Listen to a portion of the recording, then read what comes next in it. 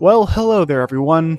After almost 7 years, Code Vein got itself a sequel, much to my surprise when they first revealed it. Reviews on the game started as mixed, but they've slowly but surely started shifting more towards the positive after a release day patch, and in my personal opinion, this game is a good performance patch away from being a 9 out of 10, though I'd barely call it a Souls-like. It felt less like a Souls game to me and more like a slightly more open world Nier Automata. I don't mean that as a bad thing. It's a fantastic action RPG with some fun dungeons, a good story, great characters, and amazing bosses. In fact, in terms of major bosses, I genuinely believe this game's boss roster rivals that of Dark Souls 3. It's that good. But we also have plenty of side dungeons and mini bosses, then yeah, I like them as well. But while Code Vein 1 had basically no optional content, over half of Code Vein 2 is optional content, and I ended up obtaining every single achievement and had a great time doing so. However, due to the massive number of similar mini-bosses, I've decided I'll be lumping many of them into groups, while giving a unique spot to any that stand out, while also covering every single major boss fight. So we've got a sizable roster of 41 bosses to cover today. It's gonna be a long one, so get comfy, and let's talk about the game's 3 sour spots. Number 41, Xenon's Minion. Unfortunately, even if I was to cut out all of the optional bosses, this list would still be tainted with this travesty because he's very much mandatory. At first, this guy may not seem too bad. You fought a couple of them earlier, and sure, they have some big sweepy attacks, but you're kind of used to it, and you fight them to pick up some keys, so what's the big deal? Well, I'll give you a hint. You see these ethereal lines in the arena? That's a not-so-invisible wall. 70% of this arena's size is a lie, which is a problem when the boss has many wide sweeping attacks while you're stuck in a shoebox for no good reason. This arena would have been reasonably sized as well. I genuinely don't get this. Phase 1 of the fight would be fine. It's got the same attacks as the mini-boss variant, but now the arena is just so much tinier and cramped. The real issue is in Phase 2, where he has all the same attacks from Phase 1, but now he has some new fun thrown in. And a big problem with these invisible walls is that the camera goes right up your ass when you're backed up against them, so you can't see anything, which is a problem when many of this boss's attacks are wildly leaping around the arena, clipping out of bounds, creating a paralyzing gaze, and a black hole attack that sucks you in, and he can perform another follow-up if you ever get trapped by the black hole or paralyzed as he pulls out the Nemesis laser eyes from MechAssault 2. Niche reference, but someone will appreciate it. And by that, I mean you just instantly fucking die. Thankfully, with Code Vein 2's mechanics, you have a revive system, but normally that's not something you have to rely upon. You don't beat Xenon's minion, you survive Xenon's minion.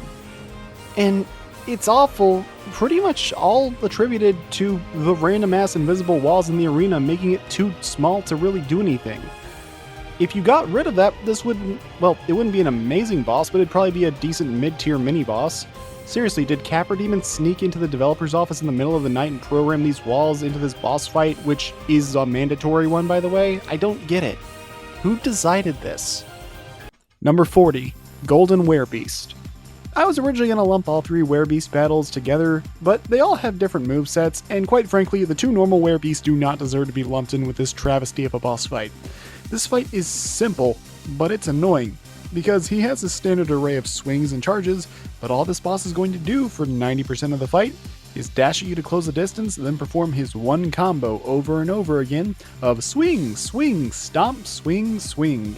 And the attack basically surrounds his entire body, so really you need to just dodge away constantly for the entire fight and let Iris go in and tank hits while you spam bullets or arrows. The Golden Werebeast is that one friend that plays fighting games and spams the same combo over and over again, and it's very frustrating. And honestly, if this fight was required, he would probably be worse, but thankfully he is technically optional, and you could just come back here in the endgame to clown on his ass.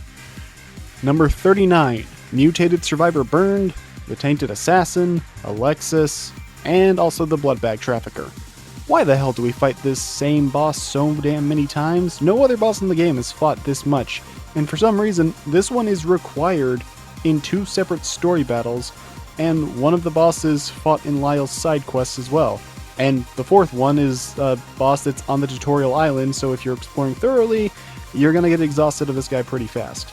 I really don't get why. you had to fight him so much. The fight isn't necessarily the worst thing ever, but it's not that interesting either. Actually, there is a fifth one of these guys, but he fights just different enough for me to give him his own spot later on in the list, so he gets a bit of grace. This fight isn't necessarily unplayable, but I don't want to see his ass anymore. I'm more lenient towards Burned, since he's the first one you're likely to come across, as he's a mandatory gatekeeper to reach Jose's cocoon, and travel to the past for the second time in the game. But the others I extend no real goodwill towards, especially the Tainted Assassin. Otherwise, I mean, the guy has telekinesis and is a sword wielder. There's basically delays to all of his attacks ever so slightly, and anytime he shoots out a sword, just know he's going to yoink him right back in. And if he ever does a spin slash with his blades, because there's 6 blades, it basically turns everything around him into a hitbox, which I'm not super fond of. Plus, the boss does have a super easy exploit you can do though, where you just bait his jump attack over and over as he gets stuck in the ground for a second, making it a pretty safe and free win if somehow his moves are too much for you. I don't know, I'm just kinda sick of seeing this boss. Number 38, Resurgent Zealot. The Succubus enemy type is honestly my least favorite enemy type to fight in the game. They have these combos they can extend, they have some deceptively deadly spells, they can teleport up to you, and I swear these ladies attack the second you go to heal. Otherwise, a lot of my distaste for this boss fight is skill issue, sure, but hey, it's my list, I can complain if I want to. And personally, I don't think this was a good boss fight for Holly. A lot of her attacks are very thin with their hitboxes since she's firing using bullets, and this boss likes to jump around the arena a lot, causing her to miss the boss frequently. Outside of her Gatling gun, which, while hilarious, it can also make it very hard to see what attack the boss is preparing, and this is basically the one time you fight alongside Holly in the main story before getting yoinked back to the present, effectively being that friend that was last online 10 years ago. Number 37, Ravenous Predator. Okay, we've gotten the real stinkers out of the way, and now we're on to a handful of bosses that have some problems. I actually see the potential behind the Ravenous Predator, but unfortunately, it missed the mark pretty badly. This boss isn't unplayably bad, but it is quite janky, with some weird hitboxes and a rolling attack that may give you flashbacks of the Godskin Noble. Thankfully, this rolling attack is nowhere near as fast or as damaging, but it still goes on for quite a long time, and it even has this weird stuttering where it like slows down and speeds up and slows down and speeds up like he's got a bad frame rate or something. It's such a weird and janky fight. It's not irredeemably bad like the Golden Werebeast, but the fight feels wildly unpolished for a required boss fight in this game. And it's a shame too, because there's only like 4 beast bosses in the entirety of Code Vein 2, I'm pretty sure, and this is one of them. But the other 3 are considerably better. Spoilers, I guess. Number 36, Reuben the Pioneer Captain. Out of all the mini-bosses in the game, this is far and away the most nothing battle. I genuinely cannot tell any difference between this guy and his regular enemy counterparts other than, I guess he likes to turtle a lot more, and I don't know. Honestly, taking one of the game's most annoying enemies and giving him a ton of health isn't exactly a recipe for a winner, but thankfully, this is the only fight I'd say really has the issue, as even simpler mini-boss variants of foes in this game usually have at least something to make them stand out from the rest of their regular foe counterparts. Reuben, though, basically has nothing going on for it other than he has a slightly different mini-boss theme from some of them, so I guess there's that. Number 35, Judy the Overloaded Berserker. Judy is the final boss fight of Iris's questline, and while we're talking about it, I just wanted to say, damn, Iris really got the shaft in this game. She's the only party member I feel you could cut and lose nothing of value, because she has basically no impact on the main story. She doesn't really interact with any of the other characters outside of talking about how Noah was her mentor and one single, well, technically 2 cutscenes in the game, but that's honestly, her whole Noah being her mentor thing's never really seen in game, and I know she got shafted because in the game's true ending, you get a lineup of all your party members coming to join you and welcoming you back home.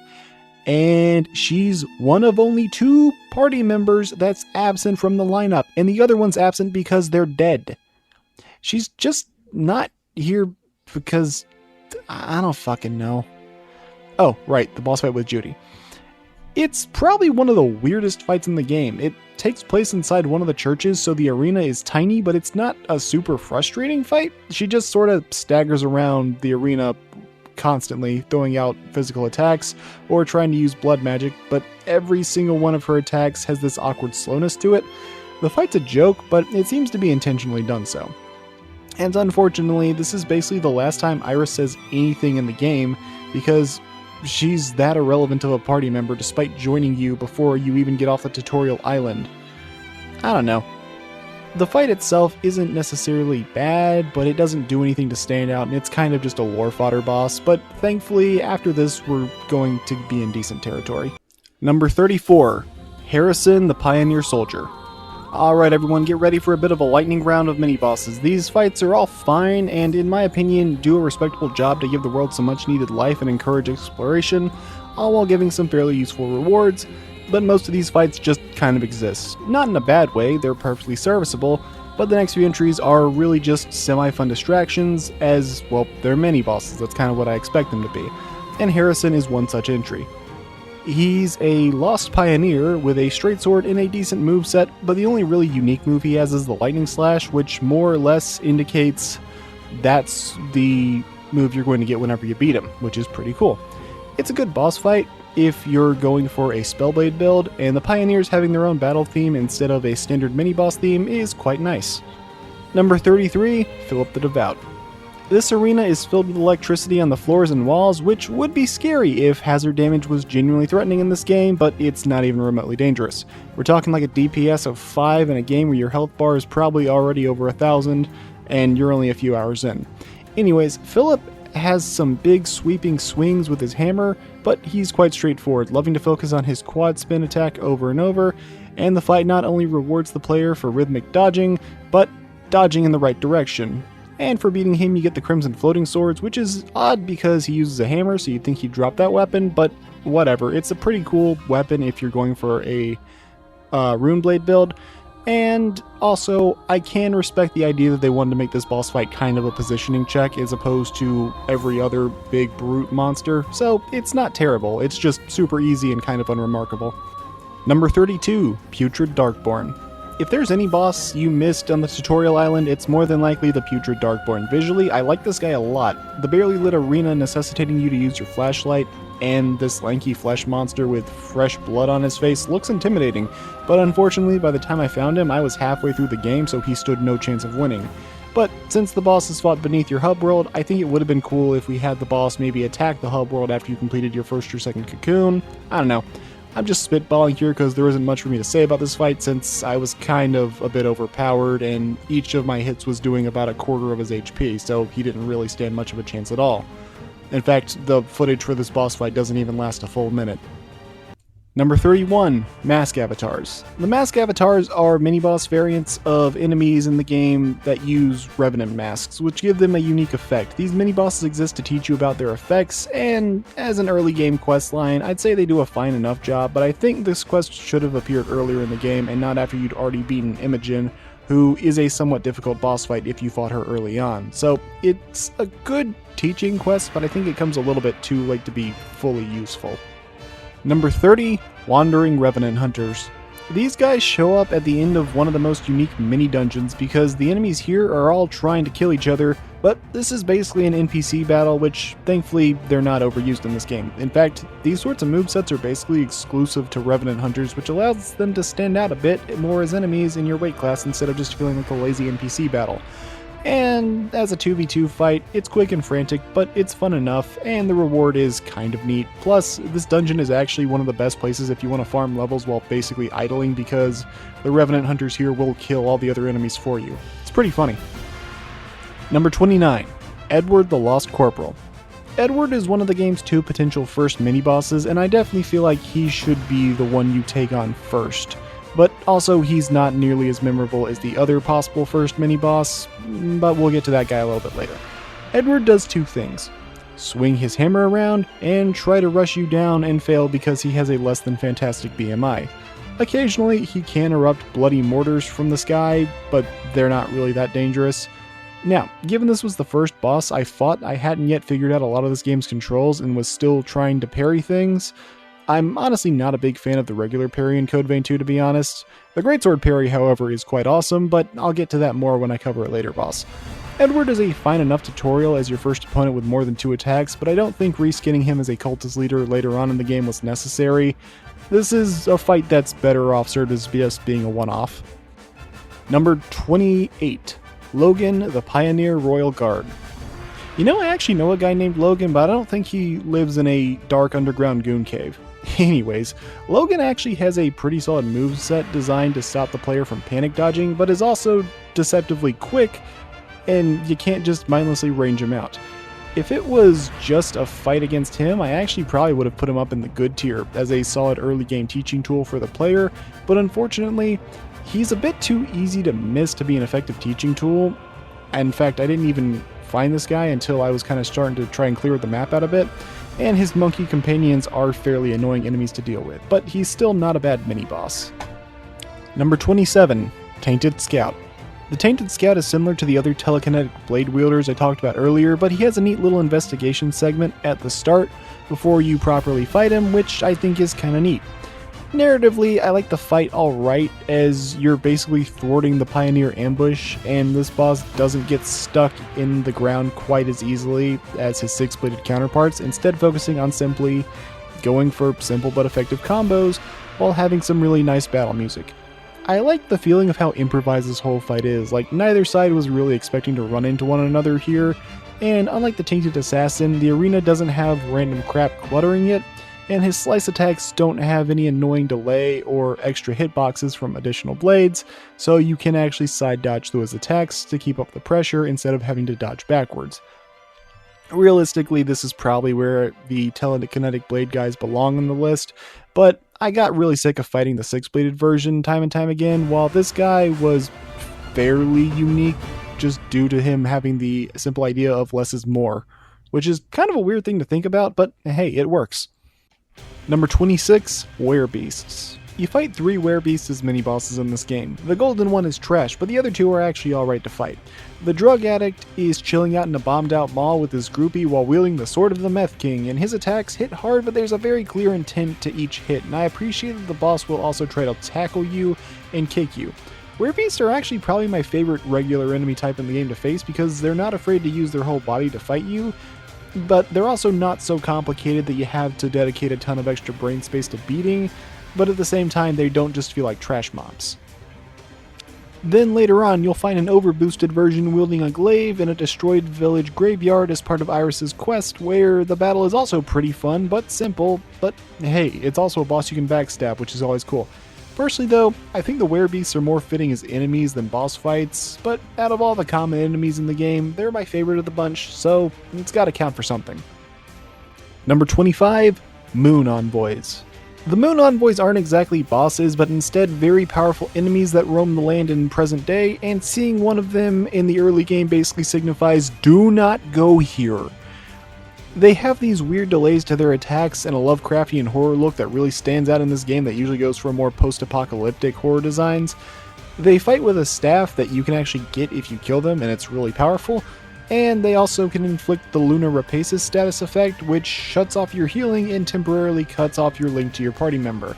But I'm glad that the effect isn't some bullshit like instant death, or worse, stun. They also have a bell that they can fight you with and beat you over the head with, which is bizarre, but it kind of reminds me of Velstadt from Dark Souls 2, except this boss takes it a step further because every attack the boss performs will have the bell ring, whether it's slamming it out onto the ground or whether it's adjusting its body to use its staff. I like these fights because the feeling of what the fuck is this thing? And the game never really answers that question other than maybe being remnants of the long dead horror whose body became the Great Scar region of the world. I'm just surprised that the game never uses one as a proper boss fight, even for a questline. These and the gorilla enemies aren't, well, the gorillas aren't going to be ranked here, but I feel like they could have functioned at the end of a dungeon mini-boss just fine, but oddly enough, they never received that distinction anywhere in the game from what I could find, and I got every achievement. Number 24, the Slaughter Engine Goliath. The Slaughter Engine Goliath is a boss that's here to test your patience. Not in a tedious task sort of way, but more in a check to see if you're able to wait for the right moment to attack, instead of just jumping the gun and pulling the trigger, because reckless aggression won't get you very far in this boss fight. See, this boss is heavily armored and can only really be damaged when he opens up his core for his big attacks. Thankfully, his armor isn't counted as any sort of shielding, so your attacks don't bounce off of him, and you can still use drain attacks on his armored body to recover Ichor. The missile, bullet, and powerful blood bead attacks all require the boss to expose its weakness, but its engine, exhaust, ground slam, and leg spin attacks do not. The fight can be a fun game of maxing your damage out with the opportunities you get, but it can also be a pretty stall-heavy battle, and it's weird that this is the first Rift monster Valentin sends you after, because it's by far the most difficult of the 4. The fight is far from bad, but the game gives you access to this quest way too early because this boss is going to take forever if you go for it right away. In fact, this run of this boss fight that I had took over 8 minutes to beat, which is honestly one of the longest fights in the game. Not even the final boss took me that long. Number 23, Darkborn Leader. I feel like this one might be a bit controversial because I've heard this guy give some people some serious grief, but I enjoyed this fight quite a bit for what it was. It's basically the Dustcloud Bandit from Code Vein 1, which was my favorite mini-boss in that game, by far, so seeing it here is kinda nice with Code Vein 2's improved movement and combat. The boss is quite aggressive and can be quite the positioning check with a lot of his lightning attacks either dropping directly on you or shooting out in straight lines with thin hitboxes. On top of that, his melee is dangerous, but it's not so fast that it's unreactable. And you can read what the boss is doing, assuming you've tweaked your settings a little bit. This was when I was still kind of messing around with graphical settings because I was still kind of having issues with performance, but I mostly got it ironed out. If a ton of the required bosses were reused from Code Vein 1, I'd have more of an issue, but only this and one other boss, at least that I know of, are ones that I recognize taking a template from a Code Vein 1 foe. And overall, I think it was pretty fun to see this guy come out again. Number 22, Resurgence Abomination. The Resurgence Abomination is the other potential first mini-boss you can face, and I'm actually quite fond of this battle. He's basic, but he does a really good job getting the player introduced to the different mechanics. To compare to Elden Ring, this would be like the Beastman of Fire Emblem Zula, except he's required, and honestly I think the Beastman should have been a mandatory intro boss. But that's a rant for another day. Anyways, the fight is very basic, and it's intentionally so, but I think he does a great job at getting the player prepared for fights to come with a couple different combos, a mix-up he can perform, a delayed overhead slash, a blood AoE, and a ranged attack to stop you from camping. But on top of that, the boss even has a backstep too to reposition himself if needed. He's a pretty good teaching tool for the player, and he's really, honestly, pretty fun for the early game. And you can fight him one more time later on in the game where you find an overboosted version of it that now has the same attacks as before, but with a leaping slash and a shield that can block attacks to prevent mindless spamming, as well as a shield bash as another way to start his combos. It's a fairly straightforward fight, but it's still very nice as an evolution of a good tutorial boss and a bit of a final exam to make sure you're ready for the game to start getting a fair bit tougher. Number 21, Masterless Soldier. In my opinion, this is the best of the game's random overworld mini-bosses. He's not required for any quest achievement or story beat, he's just here to cap off a fairly unique optional mini-dungeon. Actually, speaking of which, I think Code Vein 2's mini-dungeons are on average considerably better than the ones found in Elden Ring, or at the very least in the base game. Harder to say with Shadow of the Erdtree, those were pretty damn good. I'll probably have to replay that soon to form an opinion on it. Anyways, the fight itself isn't bad. The soldier stands out as his arena has an upper and lower level with two snipers up top, kinda like the Taurus Demon in Dark Souls 1. They're pretty easy to deal with, but they still provide a slight wrinkle to the fight, and it gives the arena a nice little bit of verticality so you can actually get the drop on the boss if you wish. Otherwise, the boss is a great sword user with slow but very deliberate attacks, as well as a couple of different slams and other ways to close the gaps. I don't know, I just enjoyed the fight and thought his moveset was pretty fun to engage with. He wasn't hard, but honestly, only like 5 bosses in this game are actually difficult, and I don't need a random dungeon mini-boss to be the hardest thing ever. Sometimes you need to just give me a fun little challenge where I can put in a little bit of work but not have to adjust the little position in my chair, and it can be a fun time. Number 20, Camillo Asturias.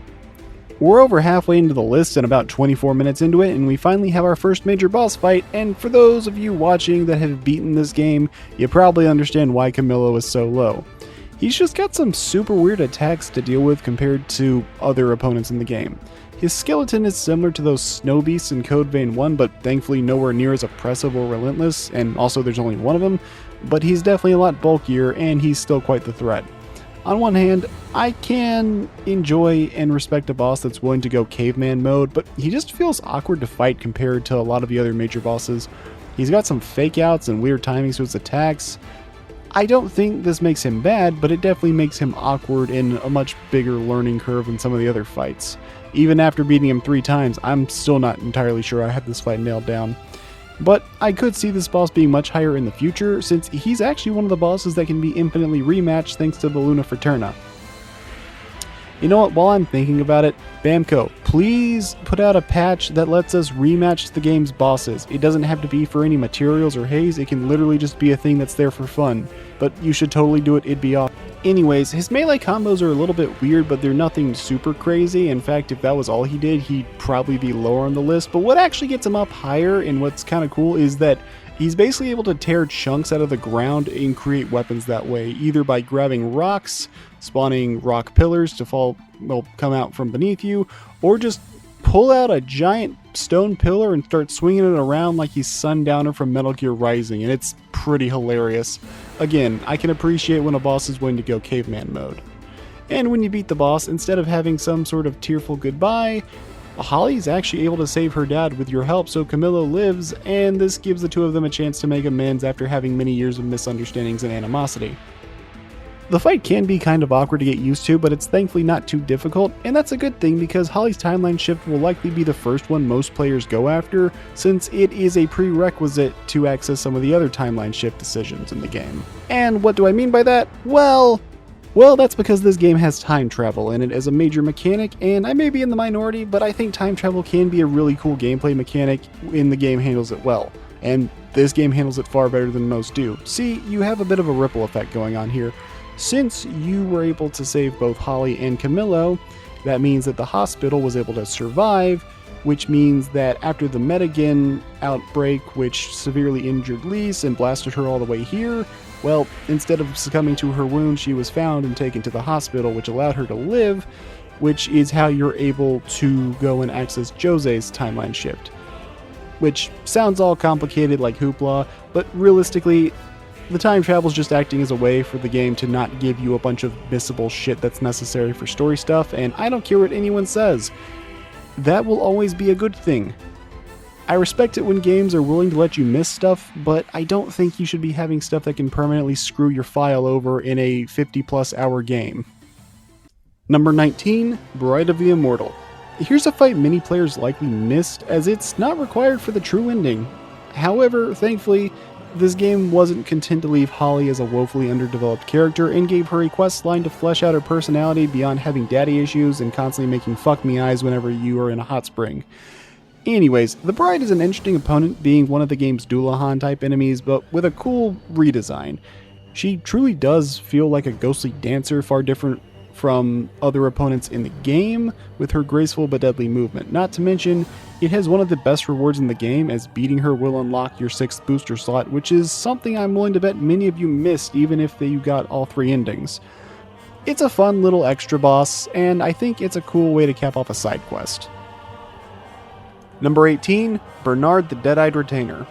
We're starting to run out of these mini-bosses, but the remaining ones really do stand out to me. Bernard fights similarly to the Masterless Soldier, but with a truly shocking shakeup, as all of his slash attacks have lightning follow-ups he can perform, requiring the player to dodge better and mind their positioning. In addition to being able to fire out a single bolt of lightning should the player try to camp them out at range, go for a blood slam if needed, and call down multiple bolts of lightning to force the player to stay mobile. As an early game mini-boss, he's excellent, but what really makes me love this fight is this is actually where I got a chance to test out the Greatsword parry, and while I think the base parry is kind of a waste of time, or at least I suck at it, the Greatsword parry is really awesome, and it can work some magic in this game against some of this game's tougher bosses. It's a lot of fun. Number 17, Holly's Pathos. Okay, so big fucking spoiler warning for everyone here. Every fight from this point on is connected to the plot in some way, and I will be spoiling plot details, and I actually think this game's story is a lot more interesting than Code Vein 1's. So, if you're concerned about the story of Code Vein 2, I thank you for watching, and hope you have a wonderful day. For everyone else, let's dive on in, shall we? Not long after the Resurgence Zealot, you actually get forced back to the present, and now we have to find and explore 3 dungeons, except they're also vestige memories, which leads to some really creative level design, while also doing a good job telling Holly's story in a different way from the other heroes. And during this arc, you're also wrangling a precocious child known as Licorice.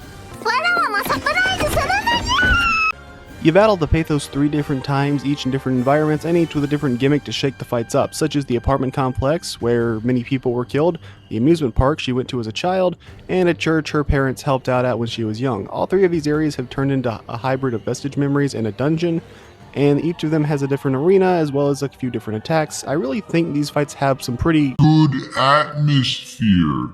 But with each fight having a little gimmick to make them stand out, I think it's a great mini-boss, and I'm 100% okay with the game reusing these sorts of fights if they're going to have their own little twist to make them different. Just look at the God of War Valkyries, for example. Those fights are pretty cool. Overall, while Holly's Pathos is a very easy mini-boss, I think it does a great job thematically as a story point, and they're fun little shake-ups to the regular combat formula. Number 16, Xenon Duplicates. You know, when I saw Xenon's design, I was hoping we'd get a chance to fight him, but figured it likely wouldn't happen since he was also revealed to be a party member, but the developers said not to worry and had duplicates of him made as opponents you can fight, and I think this is a pretty good compromise. It also helps that these fights are awesome on their own right. The bosses all technically have the same basic melee moveset, but in addition each of them has their own elemental affinity and plenty of unique elemental attacks they can utilize. And your reward for victory is a history lesson by the goofiest character in the game.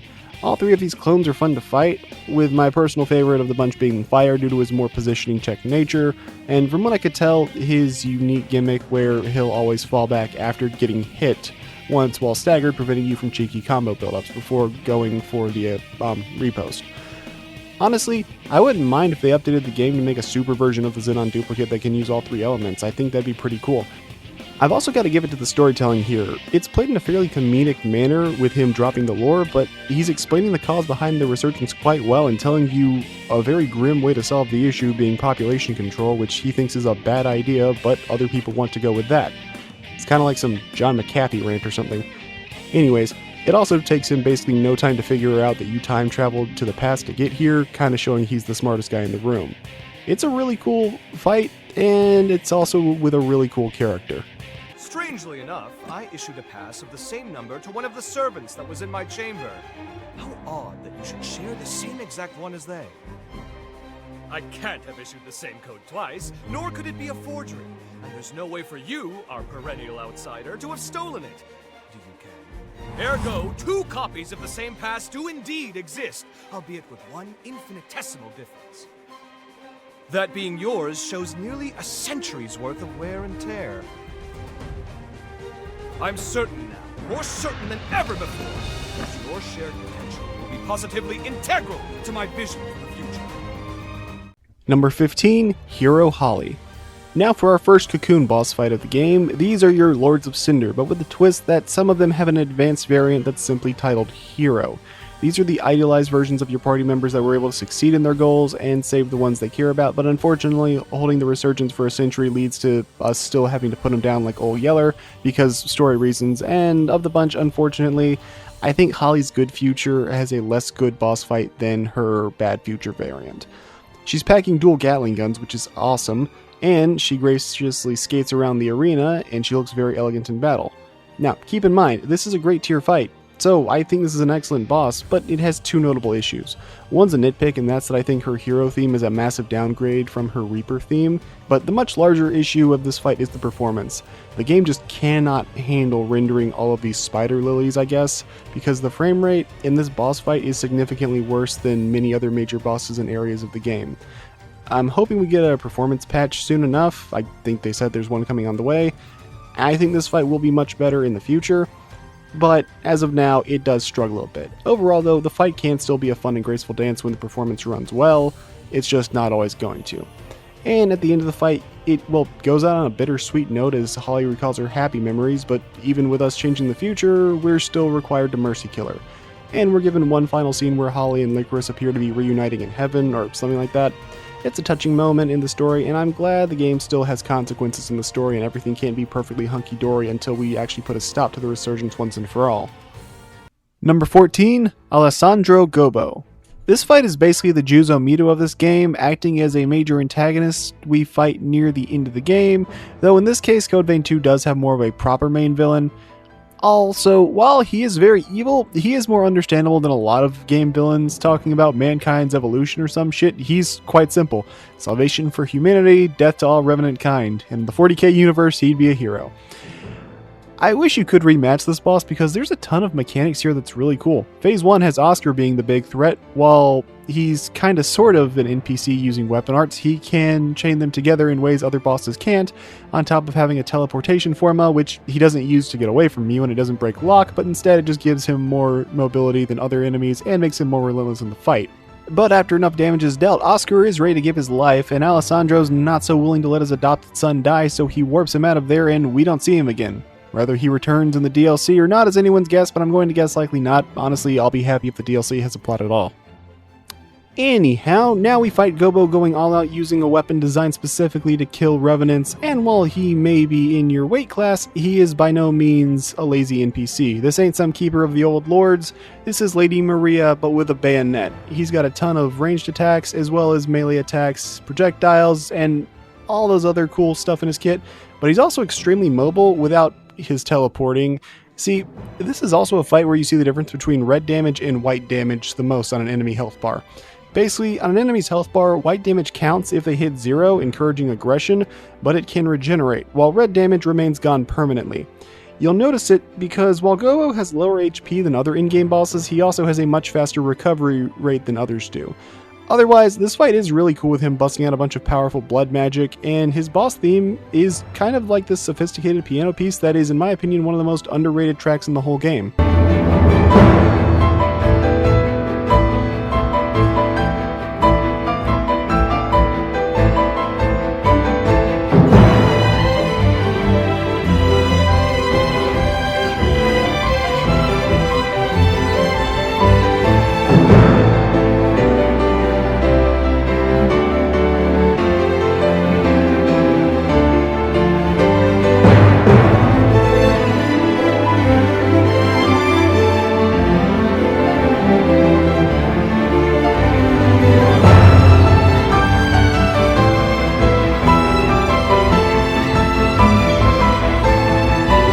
Get ready, we're going to have a lot of music segments because while I think Code Vein 1 had a good but poorly utilized soundtrack, I think Code Vein 2 has an amazing and very well utilized soundtrack.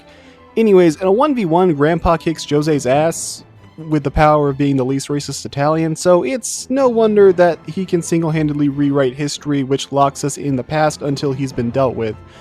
He's one of the only bosses in the game I wish had more HP so the fight could last longer because he's unfortunately a little bit too easy to burst down by the time you really access him. And after the battle is done, we get a very nice scene with Jose, which I'll talk more about when the time is right. Number 13, Franz the Dejected Assailant. Okay, here we go. The wall that many players got stuck against. The first major boss fight and genuinely one of the top 5 hardest bosses in the game. And 2 others on the list are final bosses. Anyways, Franz is downright brutal for the early game with multiple combo mix-ups, a rifle, meaning he can gun you down at range, multiple ways to close the gap, aerial mobility, and he does enough damage to be a serious threat in the early game, and I didn't get the perfect block shield until after this battle was done. So yeah, make sure you explore those tutorial dungeons thoroughly. This fight is a really tough battle, for the first phase at least. After he drops to 2/3 HP, we're given a scene where Franz regains some clarity and begs Noah to kill him, and Noah obliges by decapitating him. Unfortunately, even with his head missing, the fight continues. And I gotta be honest, Phase 2 is way easier than Phase 1. Without his bayonet, his only means of melee attacking is, well, his hand, which is not nearly as quick as his bayonet, and it's also easier to chunk down his health now, as he has the Medusa head, which looks scary, but it isn't that dangerous. This fight can still be tough, but it's considerably easier than Phase 1 was for me. Actually, by the time I got here, it only took me 2 tries to beat, while the first phase walled me about 6 times. But the boss is meant to serve as the market of the game. Basically, if he's too tough for you, just come back later. You don't have to do him right now, but you probably should. Unless you're at the end of the game trying to enter the Lunar Rapaces, at which point, if you're still struggling with this boss, you may as well just uninstall the game because you're not beating the final boss. Now, while the fight is solid mechanically, I do have to criticize it a bit story-wise. The game treats it as this super heavy moment, but we have no connection to France, and we've only seen him in a single vestige memory. We spent a little bit of time with Noah, but that's not exactly the same deal. Everything we know is secondhand.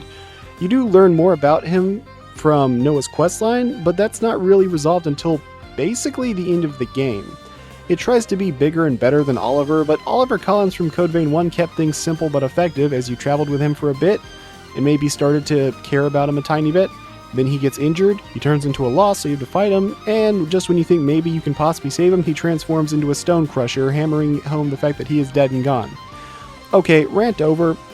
I think the fight is good, but honestly the tutorial island doesn't leave the strongest first impression in the game, and I could see players dropping the game at this point if they think he's required, which, I mean, he kind of is, but you don't have to beat him as soon as he's accessible. Number 12, Jose the Blind Hero. More than likely, Jose will be the first hero you do battle with, essentially making her your first Lord of Cinder. Most heroes have two fights in the game, a mandatory bad future fight and an optional good future fight designed for the in-game, kind of like super bosses. The bad futures show the unfortunate fates that befell your party members in the past, as well as their regrets at their darkest moments. Jose had lost her eyesight and cannot recognize you at first, instead she's swinging wildly, trying to make you leave. I would also like to say this is one of the harder bosses in the game. She can hit very hard for how early she is, and she's able to paralyze the player with her web attacks. But she's blind, and that's not just a visual quirk, she actually can't see where the player is, so her AI judges things based off of sound and theoretically off of smell. I guess it's kind of an idea that she'll eventually get your general location figured out. I think this honestly is a pretty good way to handle this fight. It's similar to the old hero from Demon Souls, except it's way more difficult, and Phase 2 incorporates a stomp attack that can paralyze you, which is a serious problem when she loves to follow it up with her weeaboo slash attack.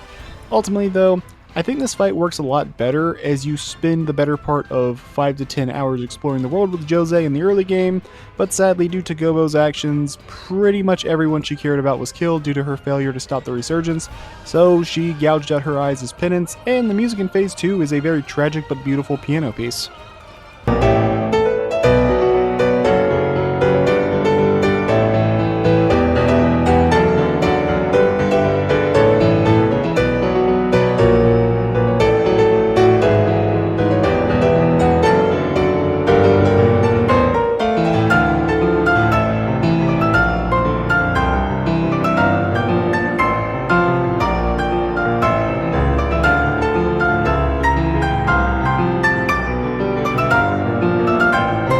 At first, I thought it was kind of weird that Jose was one of only 2 bosses in the game with a different song for Phase 2, but the more you play the game, I honestly think the better it fits, is not only is she likely to be the first hero you'll face, and probably the one who has the most impact, but she's also going to be the one players more than likely grow the closest to, though I don't want to spoil too much since we haven't talked about her hero variant yet. I'll save my thoughts more on that for that point. And I don't know, maybe if I do a party member ranking at some point, we'll see.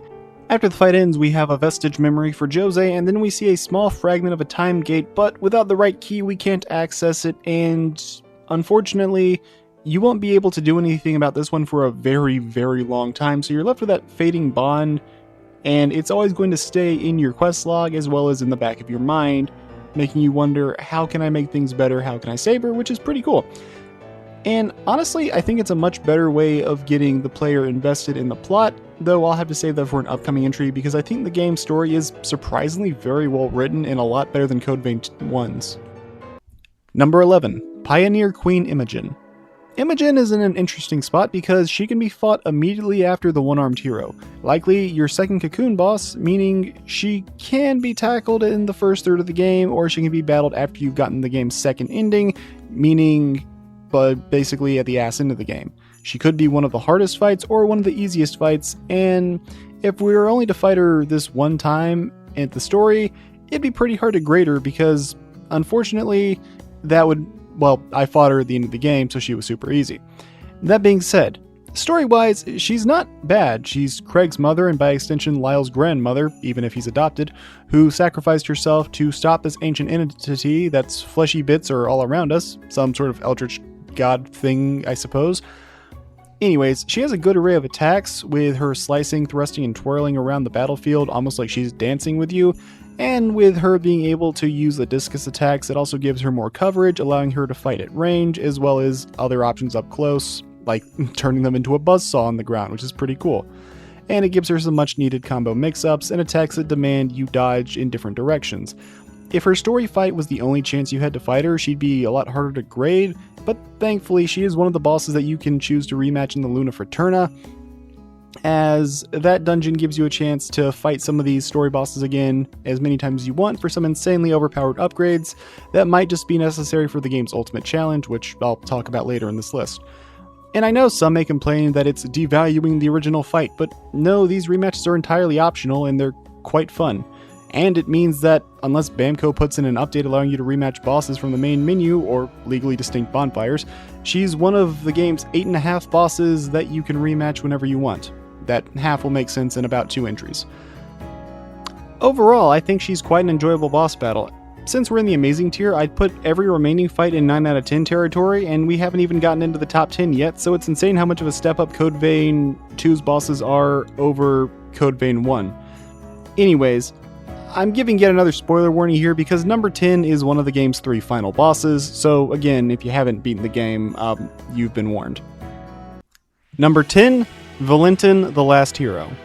The first of the game's 3 final bosses, and I would say the one everybody will face, but Code Vein 2 doesn't have missable endings, which is quite refreshing after the number of long RPGs I played recently that have those sorts of problems, Code Vein 1 being one of them. Anyhow, Valentin is tough, easily in the top 3 toughest fights in the game, and in my opinion, he was actually the toughest when I fought him, at least initially. He's your standard affair of melee combos that can be tough, but are pretty straightforward on their own as a dude with a spear. The real shakeup, however, are his masks. He has a mask for each of the 7 Revenant bloodlines, 5 of which we learned about through Lyle's side quests, but the other 2 are Voda and Griffgoat, which we don't know too much about. They each have their own unique effects and attacks, ranging from Dark Balls to a lifesteal attack, to a powerful slam that erupts dark flames, an elemental grab, and when he drops to 70% HP, he's able to spawn a Hand of Idris, which now gets incorporated into his moveset, either for melee attacks or more vampiric lasers that spin around. And also just create hell rooms or rain down from the sky, and he can combo these sky lasers with other attacks, and he finally gains the ability to don the Mask of Voda, the one with all the wings on the face that looks like a biblically accurate angel, and leads to him having one of the most aggressive combo attacks I've seen in any video game. Honestly, if you don't have quick dodge, I don't know how you're supposed to dodge this thing. Never mind his giant Lunar Rapaces laser. This is the most powerful attack in the game because it's even harder to dodge, and it doesn't leave him stunned afterwards. He can keep on going as soon as he ends that combo if you're not careful. The fight is excellent, and he has a ton of different mix-ups, which I love the idea that if you recognize the mask, you can tell exactly what attack is coming.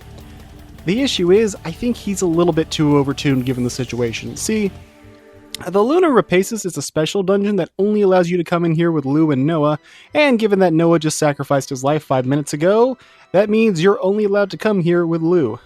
And I don't just mean Lou or nothing, I mean literally you're only allowed to come here with Lou, meaning while you can link up with her, so you could solo the boss if you want to, you're not allowed to bring along any optional party members like Craig or Lise. You're not allowed to bring along required party members like Iris for some fucking reason, and you can't even run the Primal Heart for a glass cannon build.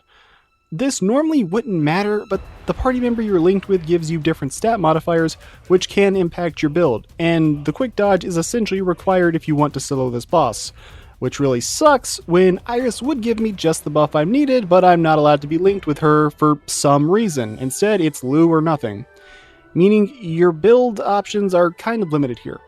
What was interesting to me was the blood code that I found that actually fit my build just right in my solo run. It was, with Lise of all characters, one of the easiest to miss optional party members, as her strongest blood code was only A rank, but it had just the right stat distribution that, with my boosters, it allowed me to go for quick dodges. The other issue with the fight is his healing. See, his lifesteal is fine enough, just dodge it, but make sure your teammate's also out of the way because he can sap them as well, and if he saps you, he also takes a lot of your Ichor, which sucks. But what's far worse is that he has an attack that can just heal off like a fifth of his HP like nothing, which can drag the fight on. He does stagger easier here, but I've learned it's not guaranteed, which can pad out this boss fight for the better part of 6 minutes, which is an eternity against a boss that requires you to remain on your A game throughout the whole fight. Seriously though, why can't we bring Iris with us into this dungeon? Oh, yeah, I guess I should mention as well, the Lunar Rapaces is a bit special, as it's the one dungeon in the game I consider outright bad. It's by far the worst level in the game, and thank God this isn't the actual final level, or it would have ended a fantastic game on a really sour note. Zenon decided that'd be a pretty shitty way to end a game that he's in, and he just can't have that.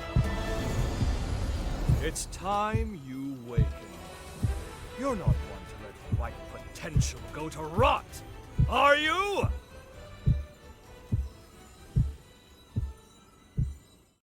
Number 9, Mediocre Remnant. Okay, putting the second major boss of the game above the final boss almost certainly sounds like crazy talk, and you know what? Fair enough. Mechanically, the battle with Valentin wins out every day of the week. But here's the thing. I was enjoying Code Vein 2, especially being able to cheese my way through a mini dungeon by jumping down from above and landing on top of it. That was really freaking cool. And I liked the game well enough up to this point. But this dungeon and boss fight were where the game truly clicked for me.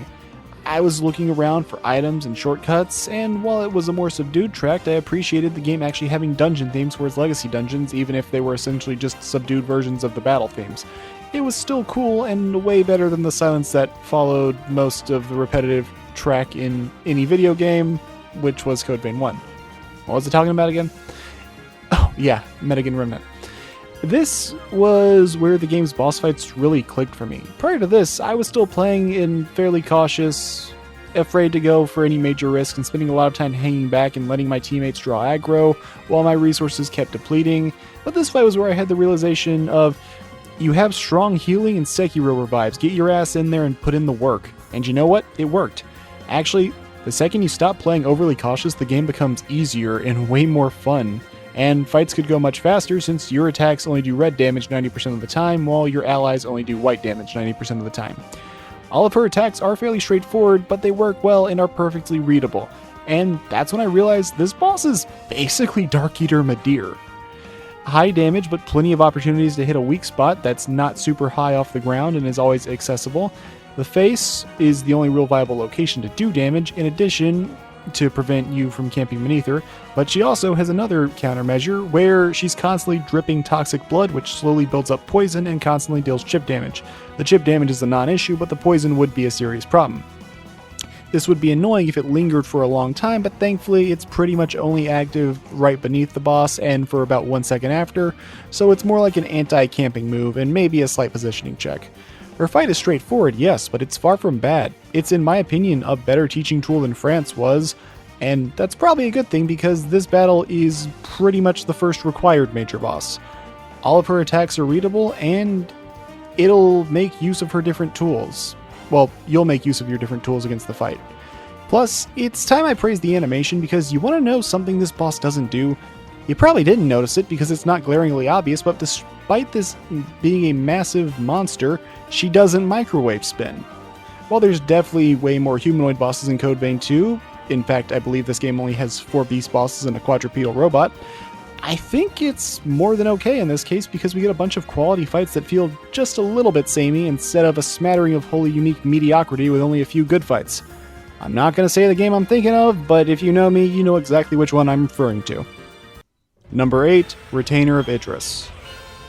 Okay, potentially a very hot take here, but the Retainer of Idris is a better giant boss than anything From Software has created. Don't get me wrong, I like Yorm and Tower Knight well enough, but one is a glorified cutscene and is really only cool if you do Siegfried's questline and tackle the lords in a very specific order at that. And the Tower Knight looks amazing, but he's held back by Demon Souls' very noticeable clunkiness even when compared to Dark Souls 1. Otherwise, what is there? Last Giant's okay, Giant Lord is pretty boring, the One Reborn, if you count it, is worse than the Bed of Chaos, and I will die on that hill, and the Fire Giant is a tedious slog if you're not rocking magic or DLC gear. So, what makes this fight work? Well, it's not really trying to be a Souls boss at all. If anything, it feels more like a Zelda fight, and that's a great thing. You can ankle hack at him if you wish, but you won't get very far anytime soon.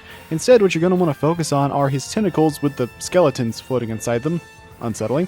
Either baiting out his thrusts, making him whiff a grab, using a gun, or your bow, or just remembering you can jump in this game because it's a very useful technique.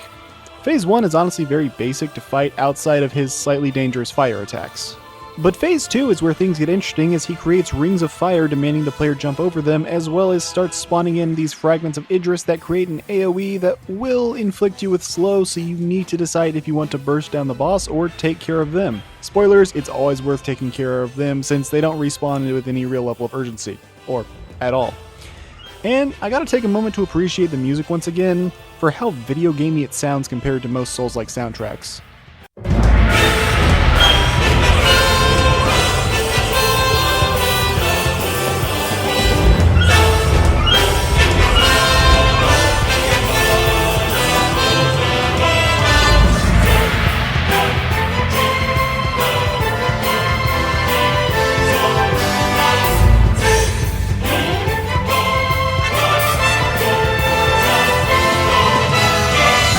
I don't know, there's just something very video gamey about this boss fight as a whole that makes me like it a lot. Now, if you're a person who wants to just go all in on melee combat, then yeah, you'll probably hate this fight, but if you're someone that actually likes engaging with the game's different mechanics and remembering you have a bow and you can pull it out on demand because it's awesome and this game took the right lessons from Neo and Breath of the Wild, then you'll have a fun time. And I can always appreciate when the game throws in a wrinkle. Also, in terms of bosses you can refight, we've covered quite a few of them. Camillo, Valentin, Medigan Remnant, Imogen, and France so far. But this boss is that half I mentioned. See, you battle him 2 times if you're going for the true ending that are mandatory. Once whenever you enter the Ceiling Spire to go and face the second of the game's final bosses, and the other time whenever you go to try and change the future in the first timeline shift, this guy will come and attack you. As kind of a test to see if you're worthy, I should clarify. But the interesting thing is, the upheaval era is whenever you go to the final dungeon. The game will check your progress with your party members and whether or not you did their timeline shifts, meaning you'll either be happy to see you after their good future, or they'll be worse for wear after their bad future, and more or less going with the intent to die in this battle. But each time you complete a timeline shift, you'll change the future, which means you can go back to the Ceiling Spire, and all of the bosses and mini-bosses you killed will respawn, which makes a fantastic way to farm affinity grinding out for those last few blood codes. And thankfully, you can still warp right to the true final boss fight if you wish, so it's not actually, like, deleting your progress. In a way, it reminds me of the Black Omen from Chrono Trigger, which I don't think was intentional on the devs' part, but it's a cool little exploit you can do. Speaking of the Ceiling Spire final boss fight, number 7, Soul Savior. After Valentin's plan to save the world unfortunately but inevitably fails, he says screw it and goes for the nuclear option, using the Revenant masks and merging with the Sealed Resurgent to become the Soul Savior, going for the idea of saving humanity by killing every single Revenant and Horror at the same time on the planet to give humanity the best chance of survival by picking up the pieces. And the final battle is on, and basically a far better Virgin-born fight. The design on this boss is creepy, but it looks so awesome. It moves in a way that feels surprisingly natural despite its colossal size, and while the beast is going to be for a very lengthy fight, it's a pretty engaging one. Despite his beastly appearance, he has a surprisingly large array of attacks, and he's able to use all the Revenant masks for different effects just like the hero form, including the same ultimate attacks, though it's no longer his strongest moves. The fight is a spectacle to behold, and it's backed up by music that ditches the somber track for this booming orchestra. It may be my least favorite of the 5 final boss themes across the Code Vein series, but it's still a very good song, and honestly, I think it works very well here. The devs wanted to make God Eater 4 at some point, I'm guessing, and this was kind of their compromise. Of course, all of this so far is making it seem like a cinematic but challenging final battle, and that would be a lie. This fight is easy. Honestly, entirely too easy. I can appreciate being able to bring along basically anyone you wish to battle, even Craig if you were able to heal his legs by doing a side quest.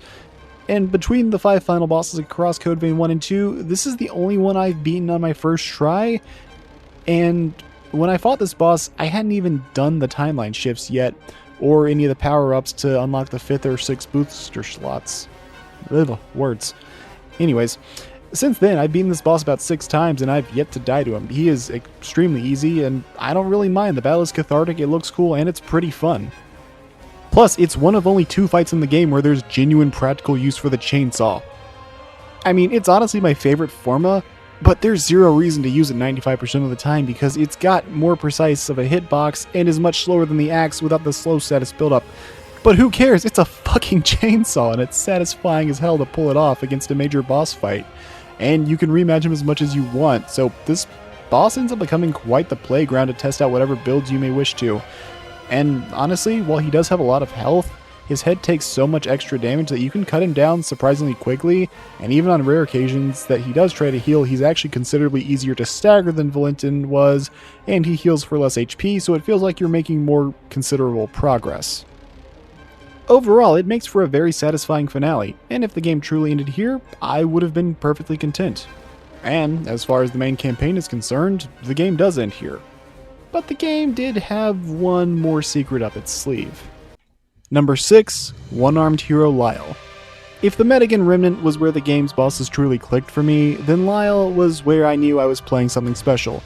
Bro is casually wielding the chainsaw sword like a pro.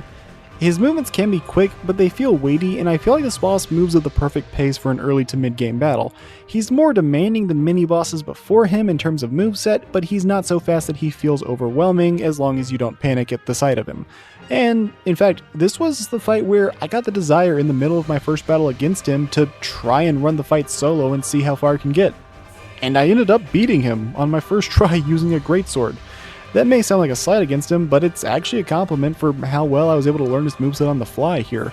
Phase 1 is pretty straightforward, with the weird tree beneath his hood being an obvious thing that's helping him hold the sword. But clearly, we haven't gone full craziness yet. Phase 2 is where things get kicked into high gear as he now starts triple wielding with the use of his Shadow from Blue Dragon. Or JoJo Stan, but that's a little bit too obvious. I would describe this boss fight as Simon Manus from Lies of P, but actually good. The camera is reliable to see what he's doing, there's no real status effect nonsense to deal with, like instant death. Just a powerful foe with 3 swords and lightning, and while he may feel overwhelming at first, it's really only a matter of patience and determination because even if the attacks start to feel overwhelming, not only are there plenty of openings in the middle of his combos, but even better, he has points where he'll just randomly crash out, effectively staggering himself, giving you a chance to get a free heal, buff, or cheeky hit. Or maybe all of the above if you're a true mad lad. It's a great fight, and I also really love how intense his boss theme gets.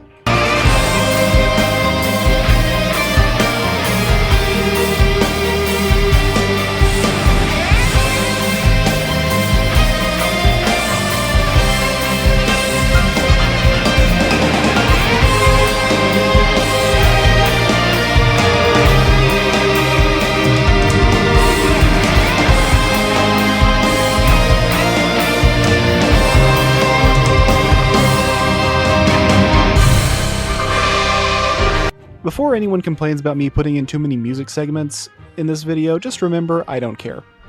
Anyways, while I don't think this battle carries quite as much emotional weight as Jose, I think it still works as Lyle was determined to stop Imogen and put an end to the Pioneer attacks, only for the base to be overwhelmed by the Revenant hunters led by Alessandro Gobo while he was away. Lyle was satisfied with defeating Imogen even at the cost of his arm, but unfortunately it ended up costing him far more as his father as well as the rest of the chorus were wiped out. Jose was a good boss, but I think this one does an even better job reflecting the tragic irony that he sacrificed much to save the people he cared about, only for them to be wiped out anyways.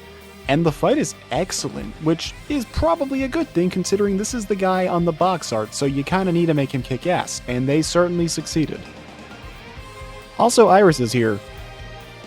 I don't have anything else to add to that. She really is just that wasted of a character. This is her only story cutscene she's really in after the prologue. Number 5, Holly the Reaper. And in my personal opinion, the best of the bad ending versions of the hero fights as well as the best required boss in the game, it's gotta be Holly the Reaper. Her design is very unsettling, seeing her skeleton riding on the back of her bloated, rotting corpse. The first phase is quite bizarre, but it's fun and one of the few beast bosses in the game. Holly also has probably the most unsettling roar out of any enemy in the game. See, enemies in this game have a roar move baked into them as pretty much a get off me way to reset tempo. It doesn't do any damage, but it punishes over-aggression, however it rewards a player that's spending a chance to charge up a drain attack and refill their ichor. It's a decent enough mechanic. Either way, Holly was a doctor and is an expert in both human and revenant anatomy and specializes in status effects, and phase 1 of the fight is very similar to the Dancer of the Boreal Valley, but way easier. However, it has a cool twist with her ultimate attack. She's going to start charging up this dark plague mass, and I thought you had to stun her out of it, but no, that's not going to work, and if she gets it off and it hits you, you die. But instead, what you do is you jump on top of the flower pots to avoid the attack and use this as a chance to buff up, heal, or charge your bow. And it rewards you for utilizing the environment, which is cool.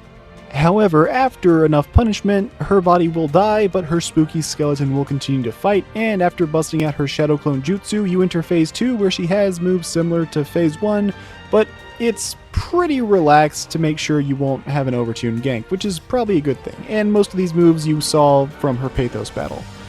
And once again, I have to praise the music here, because Holly has a vocal track for her boss theme which sounds beautiful and honestly way better than the theme that plays for her hero form.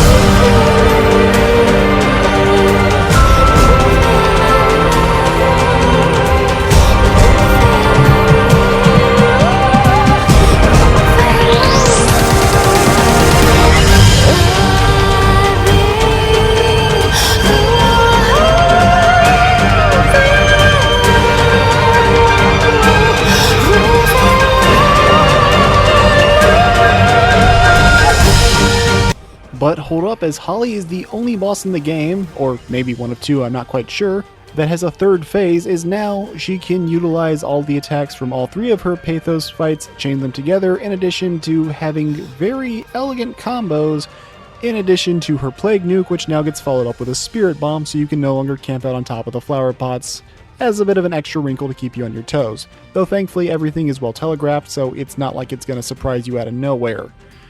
But the fight is also the prime reason I think we need to have an option to rematch bosses from a menu, because you're stuck between the definitive gameplay experience here of soloing the boss or having a slightly tougher time, or the definitive story experience of fighting alongside Licorice, which the game really wants you to do since she's the last family member Holly has.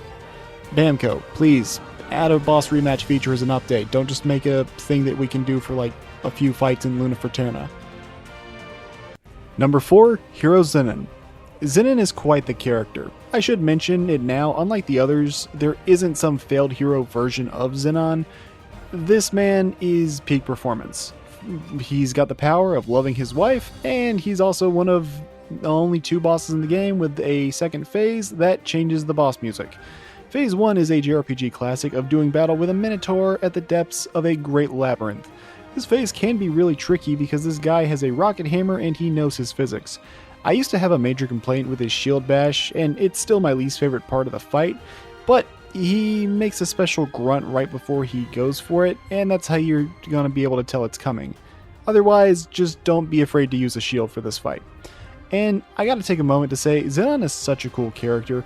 How do you have an overpowered character that's also the smartest guy in the room as well as a good guy and not make him an intolerable jackass by making him love his wife more than anything else in the world, make him goofy as hell, and make him genuinely happy that you and Lou are willing to listen to him and his vast array of knowledge?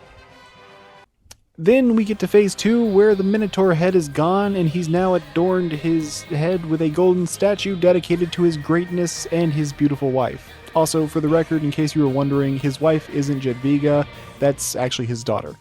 I would probably say phase 2 is easier, if only because I can actually blink during this phase, but it's by no means free. He's probably the second or third toughest fight in the game, and the first boss in the game I'd consider to be more difficult than France, which is crazy to think about because this is like 90% of the way through the game's first ending and about 55% of the way through the game as a whole. His rocket hammer is still here, but he's now content to use the power of the cosmos upon you, creating multiple suns, and this fight is just so fucking cool. And you guessed it, the music is excellent, and I gotta talk about Code Vein 2. It doesn't just have a great soundtrack, it gives me something I desperately want from other Souls-likes. Code Vein 2 realizes the soundtrack doesn't need to try and imitate Dark Souls 3, and that's what makes it stand out and sound so awesome. and I think Zenon's boss theme is a perfect example.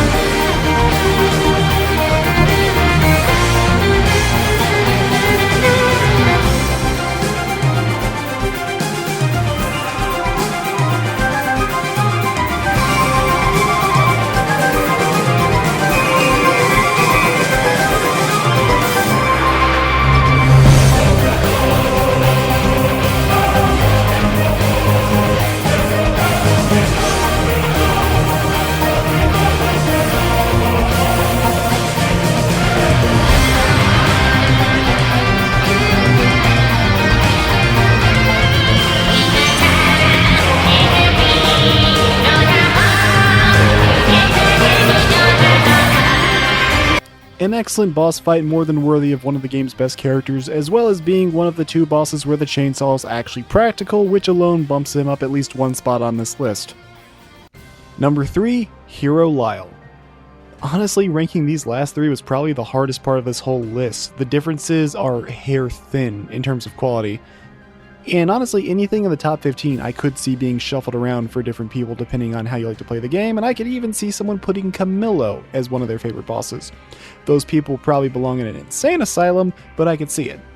Lyle's heroic form is also the boss depicted on the game's box art, and it pays off. He still has his additional limbs from before, but now instead of being thrown together with things like chainsaws, he's masterfully dual-wielding his scimitars. At least I think those are scimitars, I don't know. While also being able to create other formal weapons as needed, such as a glaive or a lance or a gun. Actually, I don't think he makes a gun. And his moveset is literally perfect. It's got positioning checks, it's got variety, it's got mix-ups, it's even got the fucking chainsaw, while also being a satisfying ending where you help his father Craig lay him to rest. But this is also the reason why he's only number 3, as we're once again stuck choosing between a definitive story and definitive gameplay experiences. Story-wise, it makes the most sense to battle alongside Craig and help him give his son a final battle to lay him to rest. But gameplay-wise, it's an amazing 1v1, and there's no way to rematch him in the game, at least as of the time of recording the script, and it's super unfortunate.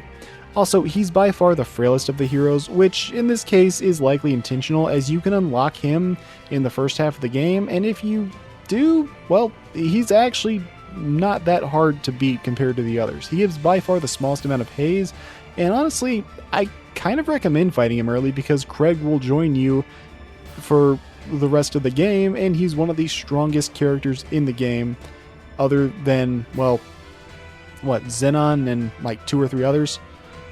Anyways, I think you are meant to take him on earlier than the other true heroes. I just wish I could fight him again whenever I wanted to. Well, I do have one last nitpick with the fight. I do think his boss theme is a slight downgrade over the one-armed hero variant, but I could see other people preferring this version, though it's basically the same song just with a little bit of a, beat thrown into it. I don't know. It's an excellent fight, and I think it's a more than satisfying ending to Lyle's character arc. Number 2, Hero Jose. I was convinced this fight was going to be number 1. She's the toughest hero by far, and we get to see Jose's idealized form instead of being a monster. She honestly looks more elegant, and this final battle feels like one last dance. Instead of stumbling around blindly, she's gracefully dancing around the arena, discarding her old cleaver and instead using the twin blades gifted to her by her sister, while also using a chime for channeling spells. She's got this whole kabuki dancer shtick going on, which looks really freaking cool in my opinion, and it helps that out of the 3 heroes, she's not one you're going to accidentally overlevel and overpower, unless you literally overlevel and overpower the entire game. She's actually quite tough. In fact, she's the only hero rematch that took me multiple attempts to beat. But her moveset is just so fun, and everything clicks perfectly into place here, as the only fight, well, it has basically zero downtime, but it never feels overwhelming. You still have moments to heal if you need to. And I have to take a moment to appreciate the game's story theme being, you get your bonds and JRPG stuff, but the game also has a strong theming around family and its relationships. Whether that relationship would be between Lyle and Craig as a father and son, it could be Holly and Licorice as a mother and daughter and grieving with loss, Holly and Camillo being about mending a broken relationship, Jose and Lise being about forgiveness and making amends with your siblings, and also the found family shtick that's kind of going on with your protagonists Lou and Noah.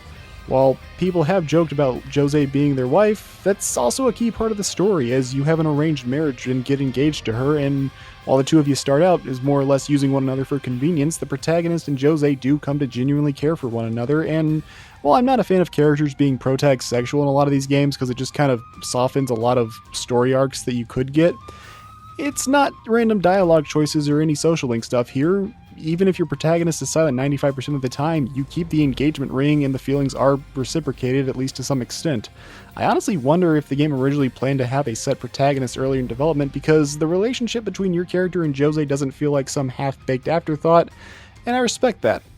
And honestly, this battle is a perfect final dance. If it was more difficult, or if you could just rematch her, I genuinely think she would have been my number one. However, then I went to go and kill the Soul Savior again, and went for the game's third and final ending. And yeah, spoilers, that means I put the final boss at number 1 again. Sue me, I'm not above bias. Number 1, Resurgence Core.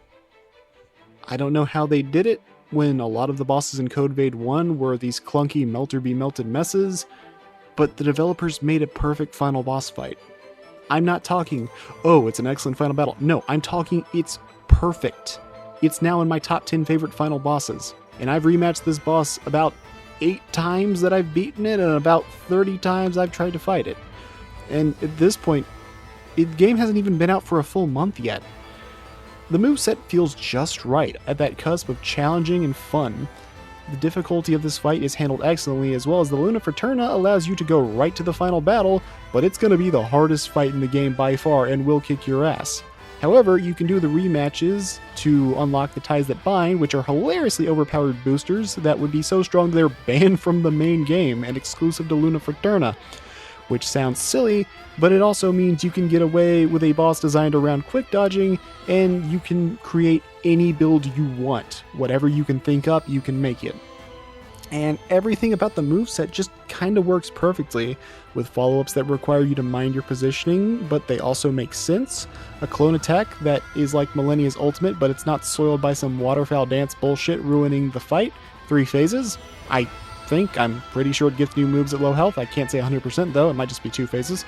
And a design that is goofy, but it's very memorable and sticks with you. And the cloning is tricky, but it's completely fair because the giant glowy orb flashes to indicate a clone is coming, and with the right positioning, you can absolutely rip and tear into this boss. And the story just being, you're done with all this time travel bullshit, you're ready to kick this thing's ass and go home with Lou, and the music, it's just absolutely beautiful.